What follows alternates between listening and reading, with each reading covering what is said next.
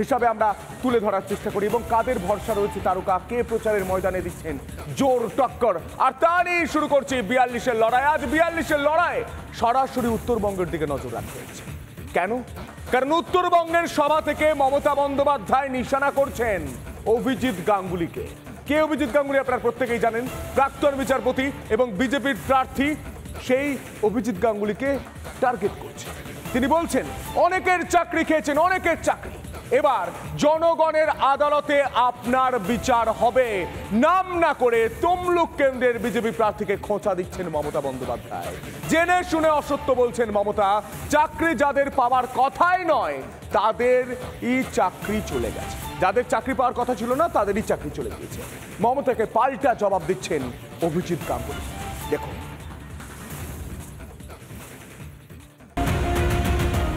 বৃহস্পতিবারের পর শুক্রবারে উত্তরবঙ্গের সভা মমতার। আলিপুরদুয়ারের তৃণমূল প্রার্থী প্রকাশজিৎ বড়াইকে সমর্থনে প্রচার। তুফানগঞ্জের সেই সভা থেকে প্রাক্তন বিচারপতি তথা তমলুকের বিজেপি প্রার্থী অভিজিৎ গাঙ্গুলিকে নিশানা করলেন মমতা। আমি ওনার বিরুদ্ধে ছাত্র নেতাকে প্রার্থী করেছি, দেবাংশুকে। দেবাংশু ছুটিয়ে বেড়াক। আর আমি চাই,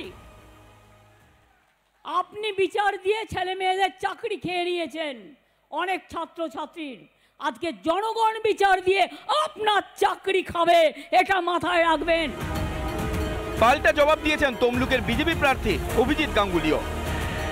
মমতা বন্দ্যোপাধ্যায় যেটা লুকিয়ে যাচ্ছেন সেটা হচ্ছে প্রকৃতপক্ষে যোগ্য লোকেদের চাকরি চুরি করে অযোগ্য লোকেদের সেই চাকরি দিয়েছিলেন টাকার বিনিময়ে।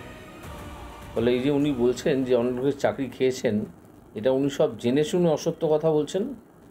এবং চাকরি যাদের করাই উচিত না অথচ তারা চাকরি দিয়েছিলেন, আমি শুধুমাত্র তাদেরই চাকরির টার্মিনেট করেছিলাম। এদিন সভা থেকে নাম না করে বিজেপি ও নিশীথ প্রামাণিককেও নিশানা করেছেন মমতা।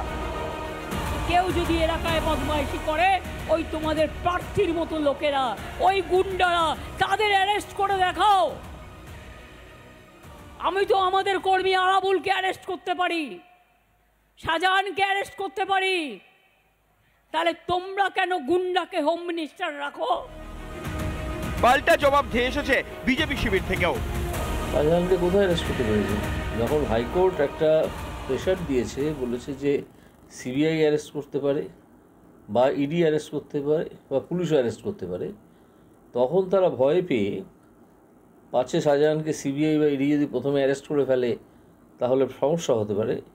সেই জন্য তার পুলিশ শাহজাহানকে সুরক্ষা দিয়ে রাখছিল। তারা শাহজাহানকে যে সুরক্ষাটা দিয়ে রাখছিল তার বদলে তাকে নিয়ে থানায় যায়। অভিজিৎ গাঙ্গুলি নিশীথ প্রামাণিকের পর বীরভূমে বিজেপি প্রার্থী দেবাশিস ধরকেও আক্রমণ করতে ছাড়ছেন না মুখ্যমন্ত্রী। শীতলকুচির ঘটনা নিয়ে ফের নিশানা দেবাশিস ধরকে।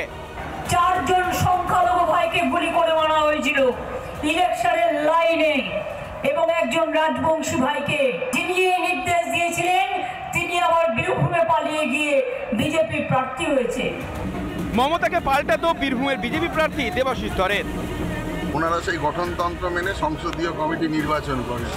আমার মনে হয় যে এই ব্যাপারে ওনার কোনো মন্তব্য না করাই ভালো। শীতলকুচির গুলি কেন চলেছিল, কার প্ররোচনায় চলেছিল এবং কেন চলেছিল, এটা ভালো করেই আমার থেকে উনি জানেন। বেশি মুখ না খোলাটাই ভালো। লোকসভা ভোটে তৃণমূলের পাখির চোখ উত্তরবঙ্গ, সেখানে আজ জোড়া সভা মমতার। আলিপুরদুয়ার ও জলপাইগুড়ি 2019 সালের লোকসভা ভোটে এই দুটি আসনে জিতেছিল বিজেপি। মানুষকে কি তাই ভুল বোঝানোর মরিয়া চেষ্টা তৃণমূল নেত্রীর? রিপাবলিক বাংলা। ৪২-এর লড়াই আমরা নজর রাখবো কৃষ্ণনগরের দিকে। কৃষ্ণনগরে জোর প্রচার শুরু করেছেন বিজেপি প্রার্থী অমৃতা রায়। অমৃতা রায়ের সমর্থনে নদিয়ার চাপড়া থেকে প্রচারে ঝড় তুললেন বিরোধী দলনেতা শুভেন্দু অধিকারী। জনসভার পাশাপাশি পদযাত্রাতেও সামিল হন বিরোধী দলনেতা। দেশের উন্নয়ন, বাংলার উন্নয়নে পদ্মই একমাত্র ভরসা। দেশের উন্নয়ন এবং বাংলার উন্নয়নে পদ্মই একমাত্র ভরসা বলছেন বিরোধী দলনেতা শুভেন্দু অধিকারী। দুর্নীতিগ্রস্ত তৃণমূলকে সরিয়ে নদিয়ার মাটি থেকে বিজেপির হাত আরও শক্ত করার আহ্বান দিলেন বিরোধী দলনেতা শুভেন্দু অধিকারী। কি বলেছেন তিনি? ৪২-এর লড়াই দেখব।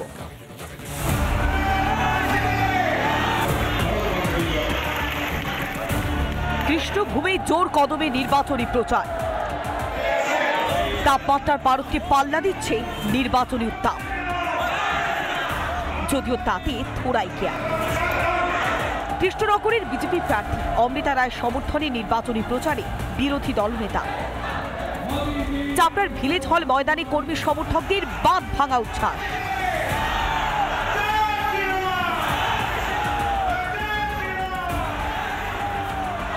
নির্বাচনী প্রচারে একাধিক ইস্যুতে রাজ্যের শাসক দলকে তুলোধনা করলেন বিরোধী দলনেতা। জাতীয় দলের তকমা হারিয়ে আঞ্চলিক দলে পরিণত হয়েছে তৃণমূল। নির্বাচনে নেই কোনো গুরুত্ব। রাজ্যের শাসক দল তৃণমূল কংগ্রেসকে নিশানা করলেন বিরোধী দলনেতা। তৃণমূল কংগ্রেস আগে জাতীয় পার্টি ছিল, এখন আঞ্চলিক পার্টি হয়েছে। তারা পশ্চিমবঙ্গের বাইরে একটি দুটি আসন ছাড়া নির্বাচনে লড়াই করার যোগ্যতা, সক্ষমতা বা ক্ষমতা কোনোটাই তাদের নেই। পাশাপাশি সিপিএমকেও এক হাত নিয়েছেন শুভেন্দু অধিকারী। সিপিএম এর কথা ছেড়ে দেন, কেরালা ছাড়া সিপিএম কোথাও নেই। ত্রিপুরা থেকেও উঠে গেছে, পার্টিটা সাইনবোর্ডে পরিণত হয়েছে। নদিয়ার মাটি থেকে দুর্নীতি সহ একাধিক ইস্যুতে বিরোধী শিবিরকে করেছেন টার্গেট। কৃষ্ণনগরের তৃণমূল প্রার্থীকেও চাঁচা ছোলা ভাষায় নাম না করে আক্রমণ করলেন বিরোধী দলনেতা। এখানকার তৃণমূলের প্রাক্তন সাংসদ বর্তমান প্রার্থী একটা লিপস্টিক, একটা ভ্যানিটি ব্যাগ ইত্যাদির জন্য আমাদের দেশের পার্লামেন্টে পাসওয়ার্ড বিদেশে পাচার করেছেন ঘুষের বিনিময়ে। একে ভোট দেবেন আপনারা? ভোট দেবেন? জনসভার পাশাপাশি প্রার্থীর সমর্থনে পদযাত্রাতেও সামিল হন বিরোধী দলনেতা শুভেন্দু অধিকারী। সরাসরি জনসংযোগেও সামিল হন তিনি। ধামসা বাদল সঙ্গে কাসর ঘণ্টা, এক কথায় উৎসবের আমেজে পথে প্রচারে উজ্জীবিত বিজেপির কর্মী সমর্থকরা। নদিয়া থেকে পলাশ মণ্ডল ও পিঙ্কি অধিকারী, রিপাবলিক বাংলা।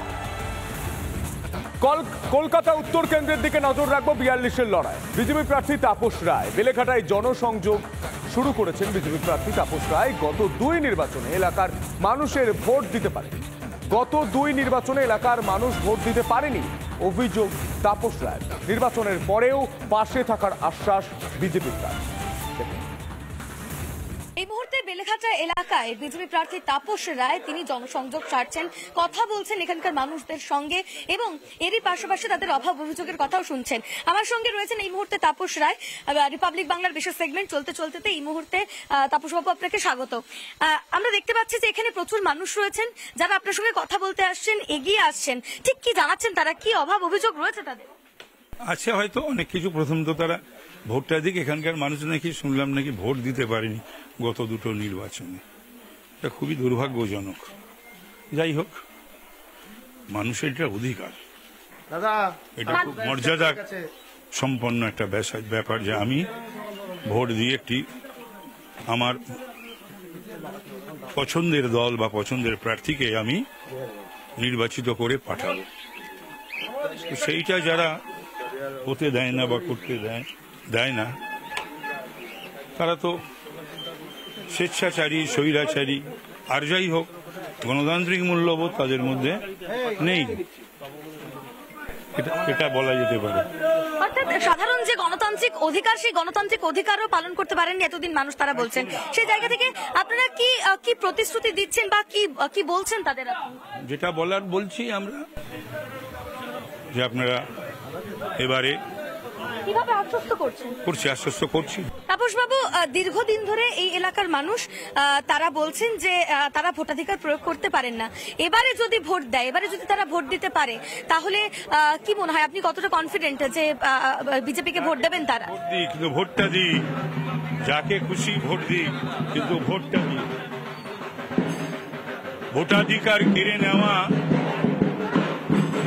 এই অধিকার কোন সরকারের, কোন দলের, কোন মানুষের থাকতে পারে না, আর চিরকাল থাকেও না।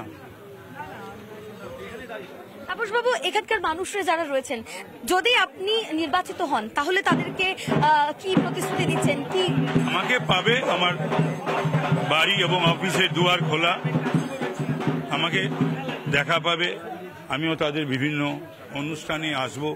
অর্থাৎ সাংসদকে কাছে পাবেন কলকাতা উত্তরের মানুষজন, এই প্রতিশ্রুতি দিচ্ছেন তাপস রায়, বিজেপি প্রার্থী। তিনি সকাল সকাল প্রচারে বেরিয়েছেন এবং যারা কর্মী সমর্থকরা রয়েছে তাদের মধ্যে কিন্তু যথেষ্টই উচ্ছ্বাস নজরে আসছে এবং এরই পাশাপাশি এখানকার যারা মানুষরা রয়েছেন তারাও কিন্তু তাকে স্বাগত জানাচ্ছেন। সেই ছবি আমরা এই মুহূর্তে দেখতে পাচ্ছি। কলকাতা উত্তরের বিজেপি প্রার্থী তাপস রায়, তার প্রচার।